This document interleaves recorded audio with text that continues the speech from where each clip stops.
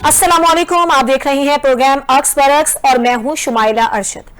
आज के प्रोग्राम में बात करेंगे खैबर पख्तूनख्वा की बदलती सियासी सूरत हाल की, जहां बढ़ती हुई दहशतगर्दी और उससे जुड़े संगीन मामलात की। वजीर आला अली अमीन गंडापुर के इस्तीफे ने सूबाई सियासत में हलचल मचाई हुई है। गवर्नर फैसल करीम कुंजी ने कहा है कि इस्तीफा मौसूल हो चुका है, जो कि हाथ से लिखा हुआ है, लेकिन इस पर तमाम कानूनी निकात का जायजा लेने के बाद पीर को फैसला किया जाएगा। तब तक अली अमीन वजीर आला रहेंगे।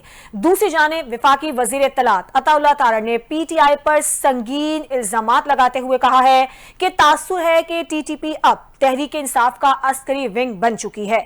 उधर डेरा इस्माइल खान की अगर हम बात करें तो वहां पुलिस ट्रेनिंग सेंटर पर भारतीय हिमायत याफ्ता खवाजी दहशतगर्दों ने हमला किया, एक बार फिर अमनो अमान को निशाना बनाया, जिस पर बहुत सारे सवालात भी उठ रहे हैं। हमले में 6 पुलिस एहलकार और इमाम मस्जिद शहीद हुए, 5 दहशतगर्दों को जहन्नुम वासिल किया गया। विफाकी वज़रा का यह कहना है कि रियासत ये फैसला कर चुकी है कि आखिरी दहशतगर्द के खात्मे तक ये ऑपरेशन जारी रहेगा। हम देख रहे हैं कि जो खास तौर पर केपी है, वहां पर दहशतगर्दी के वाकयात में इजाफा होता हुआ नजर आ रहा है। फिर कल हमने जो DGISPR की प्रेस कॉन्फ्रेंस देखी, उन्होंने भी इस बात की निशानदही की कि केपी में दीगर सूबों के मुकाबले में 70% दहशतगर्दी के वाकयात ज्यादा हैं। वजूहात क्या हैं और ये जो सियासी इंतशार है क्या नुकसान पहुंचा रहा है दहशतगर्दी के खिलाफ, जो तमाम जमातों को एक पेज पर होना चाहिए। इसी टॉपिक पर आज के प्रोग्राम में हम बात करेंगे। अपने मौजूद मेहमानों से मैं आपका तारुफ करवा देती हूँ। फिरदौस शमीम नकवी साहब पीटीआई के सीनियर रहनुमा हमारे साथ मौजूद हैं। सर, आपका बहुत शुक्रिया अपना कीमती वक्त हमें देने के लिए। इसके अलावा नईम करीम साहब मुस्लिम लीग नून के सीनियर रहनुमा हमारे साथ मौजूद हैं। मैं आप दोनों मेहमानों का बहुत शुक्रिया अदा करूंगी। सबसे पहले नईम करीम साहब, आपसे मैं गुफ्तगू का आगाज करूंगी। डेरा इस्माइल खान में हमला हुआ, फिर हमने देखा कि पिशावर में मतनी पर हमला किया गया, वहां भी 2 दहशतगर्द जो हैं वो हलाक किए गए। रोजाना की बुनियाद पर हम देख रहे हैं कि दहशतगर्दी के वाकयात बढ़ते हुए नजर आ रहे हैं, खास तौर पर अगर हम केपी की बात करते हैं। दूसरी जानिब हम देखते हैं कि सियासी रहनुमाओं की जानिब से एक जमात पर संगीन किस्म के इल्जामात लगाए जा रहे हैं। आपके ख्याल में ये जो इल्जामात हैं, बयानबाजियां हैं, ये सियासी इख्तलाफ मुल्क की जो इंसदाद दहशतगर्दी की कोशिशें हैं उनको कमजोर नहीं कर रहे? जी देखिए, मेनली तो हमें सबसे पहले तो ये देखना है कि चैलेंजेस क्या हैं। तो जो सियासी बयानात हैं, ये चीजें हैं, ये पैरेलल चलती हैं, इसका कोई इतना असर नहीं होता। लेकिन असल जो जराइम और जो दहशतगर्दी का इकट्ठा होना और उसको फिर सियासी पुष्टपनाई, सर, यही तो मामला ना, इकट्ठे होने के बजाय सिर्फ इल्जाम तराशियां। जी देखिए, बात यह ना कि अब ये इसकी बैकग्राउंड थोड़ी सी देखनी पड़ेगी ना। अब हुकूमत को बने हुए तकरीबन केपीके के अंदर भी और फेडरल में भी तकरीबन 2 साल तकरीबन होने वाले हैं। तो उस 2 सालों के अंदर हुकूमत की कारकर्दगी को देखना पड़ेगा केपीके के अंदर, स्पेशली क्योंकि अभी टॉपिक हमारा केपीके, हम बलूचिस्तान की तरफ बाद में जाते हैं, तो हम उसी को अगर डिफाइन करते हैं तो मैं समझता हूँ कि एक बहुत बड़ा चैलेंज उनके लिए भी था, गंडापुर साहब के लिए भी था। कोशिश उन्होंने बेहिसाब की, लेकिन मामला तो ये है कि जिस तरह हुकूमत के साथ खड़े होके हर चीज के ऊपर, स्पेशली के हवाले से उनको एक सपोर्ट मिलनी चाहिए थी, वो नहीं दी गई। फेडरल गवर्नमेंट की मैं बात करूंगा या अदारों की बात करूंगा। ये भी कहा गया कि ऑपरेशन के भी हम अपोज करेंगे, ऑपरेशन के साथ भी नहीं जाएंगे, हमें जो है ना इनको अटैक्स को भी, ड्रोन अटैक्स को भी हम जो है ना वो नहीं होने देंगे। तो ये बहुत सारी चीजें, देखिए जब नेशनल इंटरेस्ट की चीजें आती हैं तो आपको बैठना पड़ता है, आपको इत्मीनान में लेना पड़ता है अपने आप के ऊपर, सरप्रस्त जो मौजूद है उनको, और सरप्रस्त को जो नीचे हुकूमत है उसको इत्मीनान में लेके चलना पड़ता है। ये ऐसी चीज है, ये किसी सियासी उसका हिस्सा नहीं होनी चाहिए। पाकिस्तान के अंदर जो दहशत, देखिए अब बढ़ना केपी के अंदर, इसके अंदर आपको पता है कि अभी जो जिस तरह इन्होंने टारगेट किया, उनके एक लीडर को इन्होंने जाके मारा है, जो कि बिल्कुल एक हक बनता था हमारा अफगानिस्तान के अंदर। अब उसका रिएक्शन तो आना है, ये रिएक्शन एक्सपेक्टेड है। जब हमने पूरा इरादा कर लिया है और हमने स्टार्ट कर दिया है कि ऑपरेशन होना है, क्योंकि डायलॉग्स करके, वार्निंग्स देख के आस्ते आस्ते सब कुछ, अब देखिए एक्शन तो होना है। ये जब होगा तो रिएक्शन भी आएगा, ये तो एक्सपेक्टेड है, हमें इसके लिए तैयार होना चाहिए। और कुर्बानी हुकूमत हमेशा आपको पता है अवाम देती रही है, उसके साथ साथ हमारे इदारे देते रहे हैं, हमारे जो है नौजवान शहीद होते रहे। अभी भी वही मामला है। कल आपके सामने एक वाकया नहीं, 2-3 इकट्ठे वाकया हुए हैं, पेशावर के अंदर हुए हैं, फिर आपको पता है केपी के अंदर हुए हैं। तो वो सारी चीजों को जो है ना, मैं समझता हूँ कि रिएक्शन का हिस्सा है, इसके लिए हमें तैयार होना पड़ेगा, लेकिन इसके लिए इकदाम भी करने पड़ेंगे। केपीके की हुकूमत की बहुत बड़ी जिम्मेदारी है, मैं समझता हूँ बाकी हुकूमतों के साथ साथ केपीके की, उनको हुकूमत के साथ चल के, अदारों के साथ चल के, स्पेशली हमारी फोर्स के साथ खड़ा होना पड़ेगा। एक पेज पे आना ठीक, पड़ेगा, बिल्कुल। ताकि हमने मुकाबला करना है इसका। ये पूरे पाकिस्तान के लिए एक चैलेंज है, और जो करवाने वाले लोग हैं वो बहुत बड़ा मुल्क है जो हमारे साथ बिल्कुल, बैठा हुआ है। बिल्कुल ठीक तो है। इतना तो हिंदुस्तान है जिसको हाँ, हमने ये चैलेंज दिया हुआ है, उसको हमने सही। कंडेम करना है, उसको हमने कबूल किया है चैलेंज को, इंशाल्लाह उसको हमने जवाब भी इसका देना है पहले की यानी तरह आपका इंशाल्लाह। कहना है कि ये रिएक्शन है जो एकदम से दहशतगर्दी की लहर में रिएक्शन है, इजाफा ये हुआ है। होगा। ठीक जी है, जी। फिरदौस शमीम नकवी साहब, कल हमने देखा DGISPR की जानिब से जो प्रेस कॉन्फ्रेंस की गई, बताया उन्होंने कि दहशतगर्दी के वाकयात सबसे ज़्यादा KP में हैं। उन्होंने फिर इनडायरेक्टली PTI को इन वाकयात का जिम्मेदार भी करार दिया। फिर आज हमने देखा कि मरियम औरंगज़ेब की जानिब से, अताउल्लाह तारर की जानिब से ये कहा गया है कि PTI ने दहशतगर्दों को आबाद किया और उनसे मुज़ाकरात की हामी है। आपको लगता है कि ये जो दहशतगर्दी की इफरीत है, इससे हम मुज़ाकरात के जरिए निमट सकते हैं? क्या ये ऑप्शन हो सकता है? बिस्मिल्लाहिर्रहमानिर्रहीम।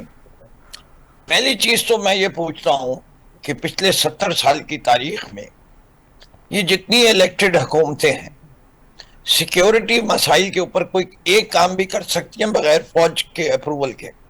कोई एक? चैलेंज के साथ कह रहा हूं, मिनट्स निकाल लीजिए मीटिंगों के। जो रोल पाकिस्तान आर्मी का on matters of security and national defence है, that's not hidden from anyone. PTI की एक कंसिस्टेंट पॉलिसी है from the day it was form कि हम अपने सिविलियंस पे ड्रोन अटैक नहीं होने देंगे। हमने कंडेम किया, हम आज भी कंडेम करते हैं उन तमाम हुकूमतों को जिसने अमेरिका को बेसिस दी, जहां से जो पाकिस्तान में थी, और वो बेसिस इस्तेमाल की गई पाकिस्तान के लोगों के ऊपर ड्रोन अटैक्स कराने के और अफगानिस्तान पे अटैक करने के लिए। We condemn it even today. This can not happen in any civilized country. No civilized government would ever allow that. दूसरी चीज, इतने important issues which is threatening the whole nation, parliament में क्यों नहीं डिबेट करते?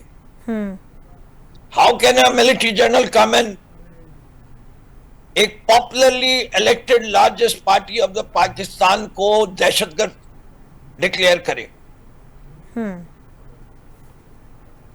That's not possible. We are representing the will of the people. हम कोई वैसे लोग नहीं, हम असेंबली में मौजूद हैं। KP में हमारी हुकूमत है। लेकिन लेकिन लेकिन लेकिन शमीम नकवी साहब, अभी जो नकवी साहब अभी जो मुद्दा है वो ये है कि KP में, एक मिनट, आप मेरा सवाल सुने ना, कि KP में जो दहशतगर्दी के इस कदर वाकयात हो रहे हैं, तो इसमें सूबाई हुकूमत की भी तो जिम्मेदारी बनती है। सूबाई हुकूमत क्या कर रही है दहशतगर्दी के वाकयात को रोकने के लिए? नो, जिम्मेदारी नहीं है सूबाई हुकूमत? क्या सूबाई हुकूमत को इख्तियार है या वहां बॉर्डर्स को कौन कंट्रोल कर रहा है? पुलिस या रेंजर्स? रेंजर्स किसके नीचे हैं? सूबाई हुकूमत के नीचे। फ्रंटियर कांस्टेबलरी किसको रिपोर्ट करती है? चीफ मिनिस्टर को। और फौज किसको रिपोर्ट करती है जो वहां तैनात है? लेकिन सर, KP में पुलिस की तरबियत, वसाइल की कमी का बार बार जिक्र होता रहा ना। KP हुकूमत ने क्या किया है पुलिस की तरबियत के लिए, वसाइल की कमी को पूरा करने के लिए? इस मामले पे कोई देर का इक़दाम किए तो आप हमें बताएं। कुछ नहीं किया। एक मिनट सुन लेना। हाँ। आप सवाल पूछ लेती है, मेरी बयान नहीं है। सर, अब दूसरे रुख पे कंसीड कर देता हूँ कि KP हुकूमत ने कुछ नहीं किया, इसे करने नहीं दिया जाता। KP हुकूमत ने जिरगा बुलाया, KP हुकूमत ने तमाम कबाइल को जमा किया, अब से ये कमिटमेंट लिया कि हम दहशतगर्दों का साथ नहीं देंगे, हम अपने बीच में से दहशतगर्दों को निकालेंगे। ये किया KP की हुकूमत है। KP की हुकूमत आज भी चाहती है कि कोई कोलैटरल डैमेज ना हो। आपके मुल्क के अंदर बलोचिस्तान को इग्नोर तो कर दिया, लेकिन बलोचिस्तान को चलिए डिस्कस ना करें, सबक तो सीखे। ये दहशतगर्दी 1972 से चल रही है। PTI तो 1996 में बनी और आज तक बलोचिस्तान में हुकूमत यहीं वहीं खत्म कर लेती। सर वहां का तो मामला ही अलग है ना सर, वहां क्यों मामला अलग है? वहां मामला अलग है, यहाँ मामला ज्यादा संगीन है। चलिए सर, यहाँ अफगानिस्तान से बॉर्डर ज्यादा बड़ा है।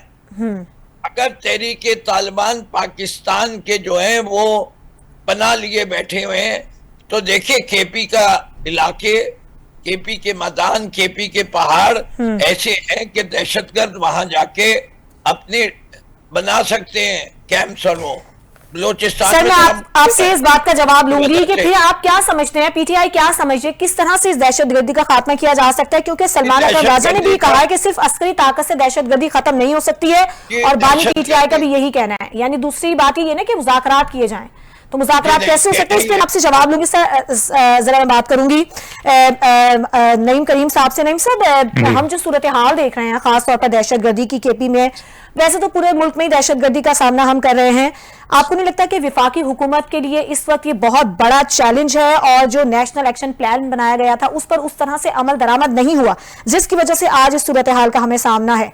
क्या उस प्लान को पसे पुश डाल दिया गया जिसकी वजह से आज इससे सूरत हाल का हम सामना कर रहे हैं, कीमती जाने जा रहे हैं? जी बिल्कुल, बड़ा वैलिड पॉइंट है आपका। बिल्कुल मैं इसको यही कहूंगा कि उस जो प्लान था, जो आपको पता है एपीएस के ऊपर, जी हाँ, एपीएस के ऊपर हमला हुआ था, उसके बाद नेशनल एक्शन प्लान जो है बना था, और सारी पार्टीज उसके अंदर बैठी थी। ये नहीं है कि कोई पार्टी उसमें बाई थी, और पीटीआई भी उसका हिस्सा थी। ये जितनी भी मेजर पार्टीज हैं छोटी बस सब उसमें बैठी थी, और एक बनाया गया था कि नेशनल सोवरेनिटी के ऊपर कोई भी अगर बात आएगी तो हम सब एक पेज के ऊपर होंगे, और ये ही एक्शंस हमें लेने होंगे। लेकिन देखिए ना नेशनल एक्शन प्लान के ऊपर कोई बात की गई, ना हमारी जो नेशनल सिक्योरिटी पॉलिसी बनाएगी उसके ऊपर भी आज तक कोई इंप्लीमेंट हो सका, ना इसकी एग्जीक्यूशन हो सकी।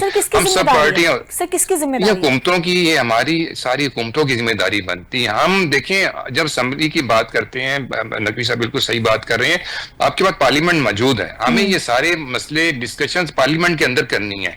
हमें सारी डिस्कशंस के ऊपर हमारी जो कमेटीज बनी हुई है, हमारी स्टैंडिंग कमेटीज बनी हुई हैं, हर उसके लिए अलग से बनी है, पीस की अलग बनी हुई है, लॉ की अलग बनी हुई है, हमें वहां बैठना पड़ता है। देखें बीइंग अवाम, मैं अवामी मतलब कारकुन या जाके वहां पे नहीं बैठ सकता, मैं बात नहीं कर सकता, मैं आर्मी चीफ को कोई मशवरा नहीं दे सकता, मैं प्राइम मिनिस्टर को मशवरा नहीं दे सकता। बात यह है कि वो जो हमारे नुमाइंदे बैठे हैं, पहली जिम्मेदारी उनकी है। फिर हमारी जो सूबाई हुकूमतें हैं, उनको जो फीडबैक है, उनकी तरफ से जो एक ऑपरेशन मिलनी चाहिए फेडरल गवर्नमेंट को, मैं समझता हूँ बहुत बड़ी जिम्मेदारी। वही सवाल यहाँ पे ये पैदा हो रहा है कि ये जो सियासी चपकलिश है, इसकी वजह से विफाक और जो केपी के दरमियान इंटेलिजेंस शेयरिंग है वो मौसर तरीके से नहीं हो पा रही है, और अगर ये नहीं हो पा रही तो फिर जिम्मेदारी किसकी है? देखिए, हमें पहली बात है कि नेगोशिएशन डिस्कशन हम बात करें कि जी हमें बात करनी चाहिए, किसी दहशतगर्द तंजीम के साथ हमें बात नहीं करनी, हमें सियासी पार्टी के साथ बात जरूर करनी है, ठीक है, जो स्टेक होल्डर्स हैं कि पीके के अंदर हैं या किसी भी सूबे में बैठे हैं, बात करनी है। लेकिन हम कहेंगे जी हम जाके उसके बाद टीटीपी के साथ हम जाके बात करें, वो एक दहशतगर्द तंजीम है, हमें उससे बात नहीं करनी। उसका जो उनका जो इलाज है उनका वही है जो हम करना चाह रहे हैं काफी उससे, लेकिन हमें सबको एक पेज पे आना पड़ेगा। बलूचिस्तान क्यों खराब हुआ, क्यों डिले हुआ वहां पे, यही है कि वो एक पेज पे नहीं आ सके हमारे जो स्टेक होल्डर्स है, और एक्शन जब लेट हुआ तो आपके सामने उन्होंने अपने जो है वहां पे जड़ें मजबूत कर ली। ये फितना तो हिंदुस्तान ने, टीटीपी ने, हालांकि बलूचिस्तान के अंदर टीटीपी का रोल नहीं होता था, लेकिन क्योंकि बॉर्डर लगता है डीए खान से आगे, अब बॉर्डर की जब डायनामिक्स को आप देखेंगे जाके, जितना बॉर्डर यहाँ पे केपीके के साथ लग रहा है, बलूचिस्तान में भी उतना ही उससे कम और बेश ज्यादा बॉर्डर बलूचिस्तान के साथ अफगानिस्तान का भी लगता है, सही, फिर ईरान का भी लगता है, ठीक है ना। फिर उसके बाद हमारे पास आपके पास एक समुद्री वहां पे बहुत बड़ा एक वहां पे ऑप्शन हमारे पास मौजूद है, जो आप ग्वादर से शुरू होता है, पसनी ग्वादर हमारा जाके कराची के साथ लगता है। जिस सारी चीजों का डायनामिक्स को समझ के उसके हिसाब से प्लानिंग पर, अब वो नेशनल एक्शन प्लान जो बना, फिर एक इल्जाम सर, फिर आज ही हमने देखा कि अताउल्लाह तारड़ की जानिब से भी यही इल्जाम पीटीआई पे डायरेक्ट लगाया गया। मरियम औरंगजेब साहिबा ने गुफ्तगू की, उन्होंने भी दहशतगर्दी के जो लाने का उन्होंने कहा कि दहशतगर्दी जो पाकिस्तान में दोबारा वापस आई है वो तहरीक इंसाफ की वजह से आई है, बानी पीटीआई की वजह से आई है, इनके फैसलों की वजह से आई है। फिर आपको लगता है कि यहाँ पर ये चीज गलत है? मैं समझता हूँ पॉलिटिकल बयानात हैं, इन चीजों की तरफ अगर हम ध्यान ना दें, हम किसी सोल्यूशन की तरफ जाएं, बजाय कि हम ब्लेम गेम की तरफ चले जाएं कि चले हो गया, मैं कहता हूँ चाहे हो गया ना, अब आगे की क्या करना, आगे क्या करना है, हमने उनको बिठाना है तो हमें उनको साथ बिठाना है। हम एक तरफ नेगोशिएशन की बात करते हैं कि जी हमने उनके साथ बैठ के बात करनी है, फिर हम अगर हम इल्जाम ही लगा देंगे, उनको कह देंगे दहशतगर्द तंजीम है और हम अपने सर्टिफिकेट बांटना शुरू कर देंगे कि ये जो गद्दार है और ये दहशतगर्द है, मैं समझता हूँ मुनासिब नहीं है। हमें ये सियासी बयानबाजियों से बाज आना चाहिए। पहले ही आपको पता है हमारी सीएम साहबा ने बयान दिए, हम आज पीपल्स पार्टी के साथ बड़े मुश्किल दौराहे पे खड़े हैं। हमारे चैलेंजेस बड़े मुश्किल, बहुत डिफरेंट चैलेंजेस। सर यही तो बात है ना कि जो वो सियासी चपकले, सियासी इख्तलाफात जो हैं उसकी वजह से जो ये बहुत बड़ा चैलेंज है, इससे तवज्जो हट गई है, उस तरह से नहीं तवज्जो दी जा रही है ना। फिरदौस शमीम नकवी साहब, जैसे कि खुद अभी नईम करीम साहब कह रहे हैं कि ये इतना संगीन मामला है और इस पर तमाम सियासी जमातों को बैठना होगा।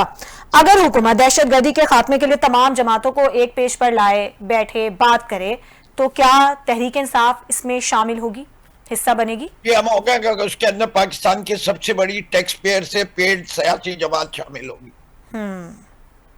टैक्स पेयर पेड सियासी जमात जब शामिल हो जाएगी तो हम भी उसके अंदर जरूर आएंगे। सही। इससे कि जो बात है कि ये सारी decision making armed forces and defence forces कर रही हैं। जो पॉलिसी बन रही है, there is a major difference of opinion. Let's first recognise that. When you have a difference of opinion, then I, as a Pakistani patriot, is being accused of being what? गद्दार। ये कब से होने लगा है कि आपकी राय में इख्तिलाफ हो, आप सियासत कर रहे हो, आप अवाम की नुमाइंदगी कर रहे हो और फौज का एक जनरल मुझे गद्दार कहते, ये कैसे मुमकिन है? लेकिन गद्दारी के सर्टिफिकेट मुझे किससे मिलने चाहिए? गोली मार दे, टांग दे, जितने गद्दार हैं, जिन ने आइन को तोड़ा सबको गोली मार दो।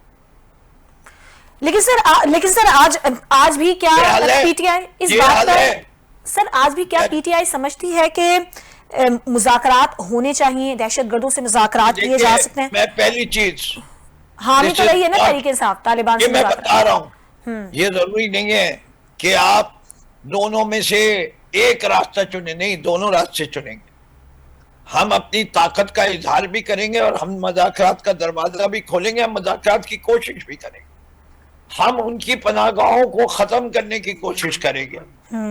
हम अफगानिस्तान की हुकूमत से भी बात करना प्रेफर करते हैं। हम जो है ऐसे नहीं कर सकते जैसे कि आप ये ने कहा है कि हम किस तरह मुमकिन है कि हम अपने हालात को खराब कर दें। सही। आप अफगानिस्तान से पूरा केपीके के रीजन का ट्रेड लिंक्ड है। आपके मुल्क के अंदर रोजगार, बेरोजगारी जो है नौजवानों में 37% है। बिल्कुल। और केपी के अंदर 43% है। You have a revolution on your hand. जब बेरोजगार होता है तो वो बंदूक भी उठाता है। लेकिन सर जो केपी के जो लोग हैं, केपी के जो नौजवान हैं, वो दहशतगर्दी से इस हद तक मुतासिर हैं, आपको नहीं लगता कि उनके अंदर एक मायूसी है? किस तरह से पीटीआई सूबाई हुकूमत उनको यकीन दिलाएगी कि वो महफूज हैं? ये तो बहुत बड़ा खौफ है उनके अंदर। जी देखिए, पहली मायूसी आदमी को उस वक्त होती है जब उसके पास से उम्मीद खत्म हो जाती है, और सबसे बड़ी उम्मीद की जो है वो अमन की आशा है, अमन की ख्वाहिश है। केपी का हर शख्स जो है वो अमन चाहता है। क्या अमन जो है वो आएगा? बलोचिस्तान में हर बलोची अमन चाहता है। 50 साल से नहीं देख सका। इसके माने पॉलिसी में कुछ फ्लॉ है। If the policy was effective in one place, island के अंदर, लेकिन सर आप केपी के अवाम की अगर बात करें, दुनिया के किसी मुल्क में भी जहां दहशतगर्दी का शुरू हुई, चाहे वो वेस्टर्न कंट्रीज में, लास्ट मिसाल आयरलैंड की है।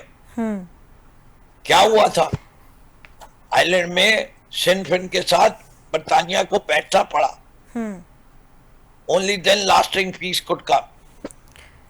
सर जो सियासी अदम इस्तेहकाम है उसको खत्म करने के लिए पीटीआई कहती है कि वो सियासी जमातों के साथ नहीं बैठेगी, लेकिन यहाँ पर आप ये कहते हैं कि जो सिक्योरिटी के मामलात हैं, जो सिक्योरिटी चैलेंजेस हैं, उसके लिए आप हुकूमत के साथ बैठने को तैयार है। ये तो बहुत अच्छी बात है। मैं आपको बताऊं, मैं सिर्फ इसके लिए नहीं हुकूमत के, मैं अपनी पार्टी का एडिशनल सेक्रेटरी जनरल। जी बिल्कुल। मैं जमहूरियत के लिए बैठने को तैयार हूं। ठीक है। मैं बड़ी अच्छी बात। इंडिपेंडेंस ऑफ जुडिशरी के लिए बैठने को तैयार हूं। ठीक है, इसलिए ये वो मसाइल हैं कि जब तक पाकिस्तान में फेयर एंड फ्री इलेक्शन नहीं होंगे, पाकिस्तान सर एक तो चैलेंज केपी में दहशतगर्दी का है, वो तो एक बड़ा संगीन मसला है, लेकिन सर साथ ही साथ एक और बड़ा चैलेंज केपी में है और वो है अली अमीन गंडापुर का इस्तीफा, जो कि अब गवर्नर को मौसूल भी हो गया है। पीर तक उस पर जायजा लेने के बाद फैसला करेंगे। सर ये भी तो एक बहुत बड़ा चैलेंज केपी हुकूमत को दरपेश है, और इसके पीछे क्या वजूहात हैं? ये जो पीटीआई के अंदर के सियासी इख्तलाफात हैं, इन्होंने भी तो पार्टी को नुकसान पहुंचाया है ना? नहीं जी, कोई नहीं पहुंचाया। अच्छा, फायदे में पार्टी?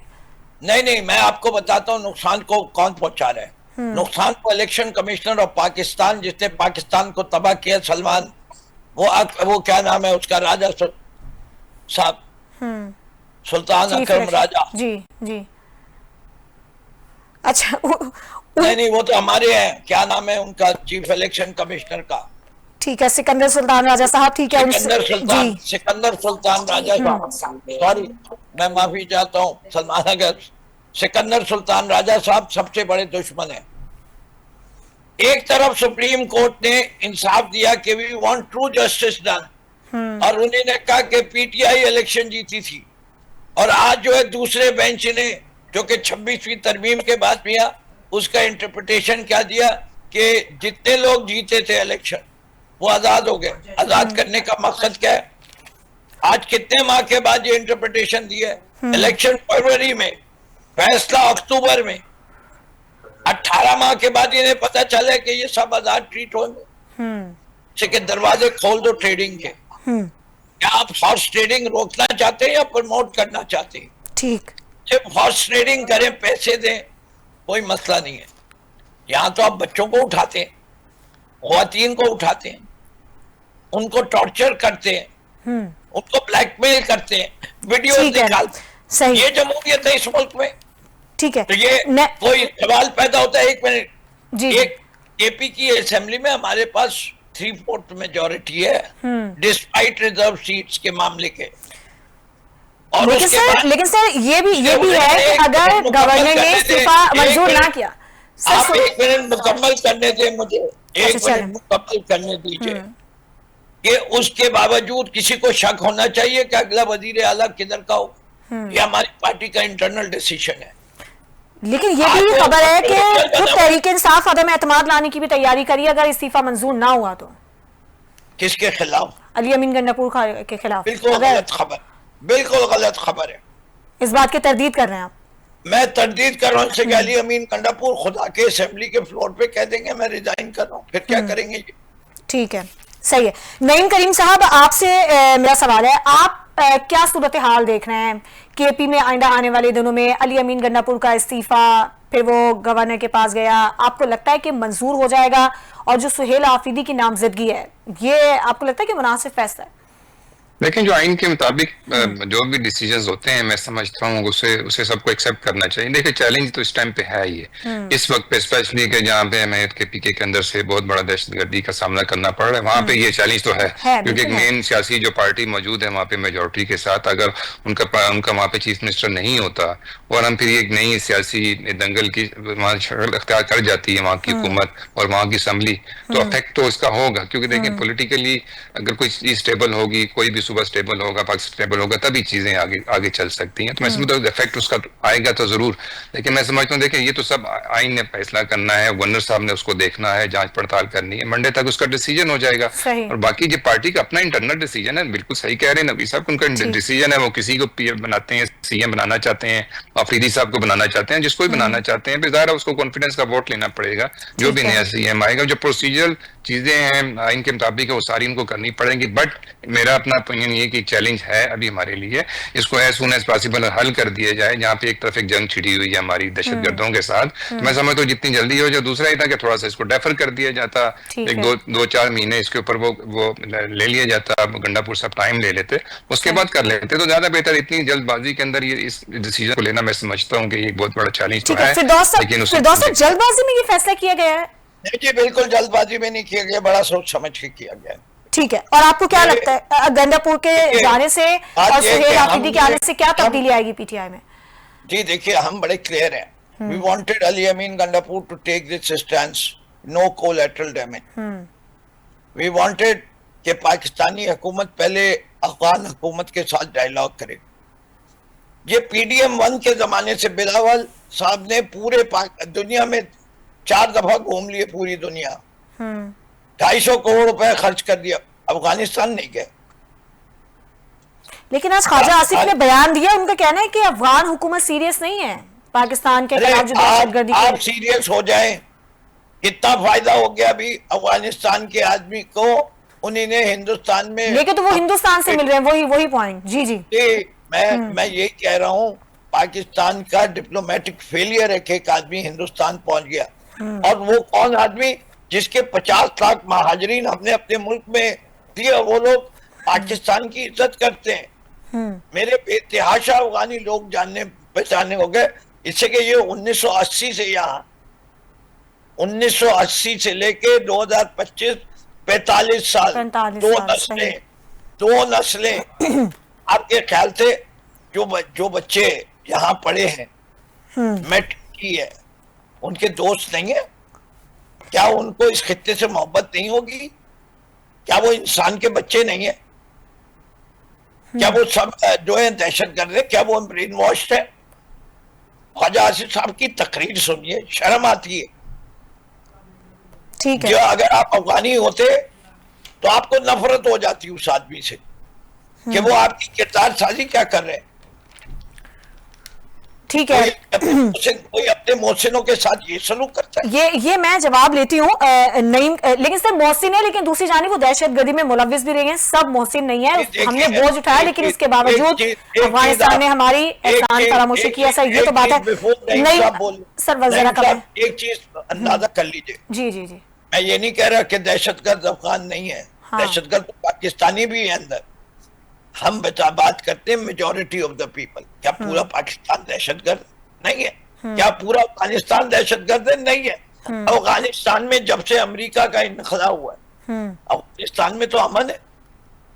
तो क्या साबित हुआ कि जिनको अमेरिका दहशतगर्द, यानी आपका कहना है कि ये जो रेफ्यूजीज से निकालने का फैसला किया है वफाकी हुकूमत ने, ये सही नहीं किया, नहीं होना चाहिए था, इस तरह नहीं होना चाहिए था। सर कैसे होना चाहिए था? दुनिया का सबसे बड़ा दहशतगर्द नेतन्याहू है, अमेरिका उसको हीरो कहता है। लेकिन सर कैसे होना चाहिए था? जी मैं क्या करते हैं? देखिए, आप लोगों को कहते कि अब आपके मुल्क में अमन आ गया, आप लोग, हम आपको वक्त दे रहे हैं, अगर 6 माह का दे रहे हैं, अगर सर दिया तो था वक्त, दिया तो था उन्हें, उसके बाद ही ऑपरेशन शुरू हुआ ना। असल में आप मुझे बोलने नहीं देती। अगर आप मेरी बात मुकम्मल करने दें तो आपको बात समझ में आ जाएगी। चलें सर, आप मुकम्मल करें। जो लोगों के लिए 6 महीने किसी वजह से काफी नहीं है, लोग कारोबार कर रहे हैं, उनको अपने कारोबार में, लेट से एक आदमी के पास ट्रकें और बसों का में वो चला रहे हैं, 20-25 करोड़ का इन्वेस्टमेंट है, वो क्या करेगा? ओवरनाइट बेच देगा। आपको जो है उसको वक्त देना पड़ेगा। सही। किसी की कोई मजबूरी है, उनको आप कहेंगे हम आपको बिजनेस वीजा देंगे, आप अपनी फैमिली को शिफ्ट कीजिए। आपको कारोबार करने की इजाजत देते हैं क्या? अमेरिका नहीं देता L1 वीजा, ठीक है। अब टर्की नहीं दे रहा बिजनेस वीजा। एक तरफ आप इन्वेस्टमेंट मांग रहे हैं। अगर अफगानिस्तान के फिरोज साहब आपका मौकिफ आ गया, नईम करीम साहब से मैं जरा इस पे मौकिफ ले लेते हूँ। नईम करीम साहब, आप इस पे क्या कमेंट करेंगे? फिरोज साहब का कहना है कि इस तरह से नहीं निकालना चाहिए था जिस तरह से निकाला गया। देखिए, हमें थोड़ा सा, बिल्कुल आपकी बात हो रही, मैं बीच में देखिए, हमें फर्क समझना पड़ेगा ना कि महाजरीन का और लीगल इमिग्रेंट्स का जो क्या फर्क होता है। देखिए, महाजरीन है, अगर आपने रेफ्यूजीज के तौर पे आप आए हैं तो आपने वापस जाना है। आपका प्रिंसिपल अपना ये डिसीजन होना चाहिए था कि जब आपके मुल्क के अंदर सुकून हो गया, आपके अंदर सलामती आ गई, आप इंडिपेंडेंट हो गए, तो आपके वापस चले जाना ही थे। बार बार वार्निंग देने के बाद भी वो लोग वापस नहीं गए। 20 लाख लोगों को अकोमोडेट करना फॉर द डिकेड्स, और उनके एहसानात का बदला जो दिया जाता है वो हमने बहुत दफा देखा। हमें पॉजिटिव फैक्टर्स को देखना चाहिए। अगर हम नेगेटिव पे में जाएंगे तो बहुत तल्ख बातें हैं ना। आपको पता है, हमारे झंडे भी जलाए गए, ठीक है, नहीं हुआ नहीं उन्होंने, यूरोप के अंदर भी जलाए, अफगानिस्तान के अंदर भी जलाए, बहुत सारी चीजें, लेकिन वो एक मैं कहता हूँ नेगेटिव हम नहीं जाते। हमारे जितने हमारे जितने एहसानात हैं इनके ऊपर वो उनको एक्सेप्ट करने चाहिए। हम हमेशा से उनके साथ में स्टैंड किया। बात ये ना कि अब जो सॉफ्ट कॉर्नर इंडिया उनको दे रहा है या उनको अमेरिका की तरफ से मिल रहा है या किसी और तरफ से मिल रहा है, तो उसका रीजन तो आपको समझनी पड़ेगी ना कि सिफारती नाकामी है, आप इस बात से एग्री करते हैं? नहीं, सिफारती नाकामी नहीं है वो। देखें बात ये ना कि हमने अपनी सालमियत के ऊपर कोई भी इफेक्ट आएगा अगर वहां से इसराइल उठता है जाके, वो कतर के अंदर जाके किसी चीज को अटैक करता है, वो ईरान के अंदर जाके अटैक करता है। देखिए हमारे पास तो ये बिल्कुल प्रूव्ड है कि हमारे टीटीपी के अंदर 100% जो इन्वॉल्वमेंट है वो इन्हीं की है, अफगानिस्तान की है। अब उसको हमने तो अपने जाके उसको कंट्रोल में लाना, जब हमें पता है कि वो लोग कौन है, वो कहाँ पे हैं, तो वो हमारे यहाँ जो जिस तरह उस दिन शहीद हुए हैं हमारे लोग 20 के करीब, तो जाहिर है हमने क्या उनको इसी तरह उनके खून को हमने बख्श देना है? ऐसा नहीं है, हम कोई कमजोर मुल्क नहीं है, हमारी कोई फोर्सेज जो है कमजोर नहीं है, हमें बदला लेना आता है, हमें करना पड़ेगा ये। देखिए बदला वैसे लेंगे कब सर? बदला वैसे कब लेंगे? देखें अभी एक्शन स्टार्ट है, देखिए एक्शन स्टार्ट है और हमें सबको साथ खड़ा होना पड़ेगा। देखें रूट्स जो है वहीं पे है अफगानिस्तान में, मेजोरिटी जो है, चाहे वो इंडिया की हो चाहे वो इसराइल की हो, जो भी ट्रेनिंग है ब्रेन वॉश है हमारे लोगों की हो रही है या उनके लोगों को करके भेजा जा रहा है, सब वहीं पे हो रहा है। ये तो हुकूमत को भी पता है, अफगान हुकूमत को भी पता है। बात है ना कि अब अगर उसको कोई कैश करना चाहे कोई दूसरा मुल्क, भारत जैसा मुल्क जो हमारा सबसे बड़ा दुश्मन है, उसका हमें स्टैंड करना चाहिए। क्या मकासद हो सकते हैं? इमदाद देने वाला पहला मुल्क भी बन गया, क्या मकासद है उसके? बहुत बड़े मकासद हैं। आज देखिए कल ही वहां पे अपना उन्होंने कौंसल जनरल को ओपन कर दिया, ठीक है ना, तो भारत से बड़े अरसे से बंद पड़ा हो, तो उन्होंने कहा जी हम इसको ऑपरेशन जो उसके स्टार्ट करते हैं। उन्होंने कहा जी हम वहां पे अपने बेसिस बनाने के लिए तैयार हैं। देखिए आज से कुछ अर्सा पहले, कोई महीना भी नहीं हुआ, आपको पता है अमेरिका ने कहा कि मुझे बगराम बेस वापस चाहिए अपना, ठीक है ना, अब अपना नहीं चाहिए, मुझे बगराम बेस वापस चाहिए, ठीक है। हम जिस तरह वो छोड़ के भागे थे वो भी सबको पता है कि जिस तरह बेसिस को छोड़ के काबुल को बगराम को छोड़ के गए थे। अब क्यों कि अब जो आपके पास बन रहा है हमारा सऊदीया के साथ, चाइना के साथ, हमारा रशिया के साथ, हमारा टर्की के साथ, तो इस पूरे रीजन के अंदर, गल्फ रीजन के अंदर एक जो हमारी जो अपनी जो एक पोजीशन बन रही है, देखिए वो कोई छोटी बात नहीं है, पूरी दुनिया के लिए बहुत बड़ा चैलेंज है, सबसे बड़ा चैलेंज भारत के लिए। तो भारत क्यों नहीं चाहेगा कि इस बात से डिनाई नहीं किया जा सकता कि पाकिस्तान को सिफारती महाज पे जहां कामयाबियां मिल रही हैं, लेकिन ये भी एक हकीकत है कि जो अंदर सियासी इंतशार है ना, वो भी बहुत बड़ा चैलेंज है। बहुत शुक्रिया फिरदौस शमीम नकवी साहब और नईम करीम साहब, आपने हमें अपना कीमती वक्त दिया। आज के शो से इजाजत दीजिए, अल्लाह हाफिज।